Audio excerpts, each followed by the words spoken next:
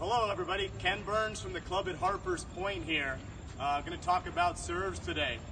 This semester I'm teaching tennis at the University of Cincinnati, where some of my students refer to me as Professor Burns. No, we don't. Take a lap. Alright, so we're going to talk about serving today and how to become more consistent. There are two things you can do to become a more consistent server.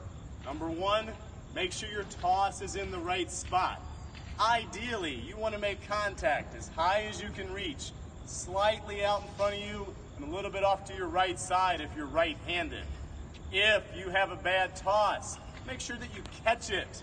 You do not have to hit every ball you throw in the air. If you try to hit a bad toss, it is not going to go in anyway.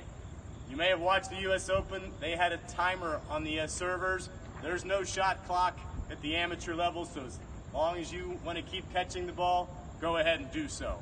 The second thing you can do to become a more consistent server is start visualizing the correct target. Oftentimes I'll see people walk up to the baseline to serve, and I'll see them looking down into their hand at the ball. They're not looking at their target, they're looking at the ball in their hand. You don't need to look at the ball, it's in your hand. Second time I see people do something wrong is they look at the net post. Not sure why they're looking at the net post, you're not serving at the net post. Sometimes I see people looking in the correct direction, but I'll notice that they're hitting a lot of their serves into the net. If they do that, I usually ask them, what are you looking at? What is your target? And they almost always tell me, I'm looking at the service box. The problem with that is, if you're looking at the service box, you're looking through the net.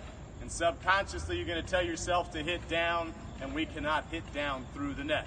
So the correct target when you're serving is a spot about 2 feet above the net. If you're playing against somebody, that's usually about chest high. So if you can remember those two tips, get your toss in the right spot and pick a correct target, you're going to be a much better server. Thank you for watching Tennis 101. Have a good day.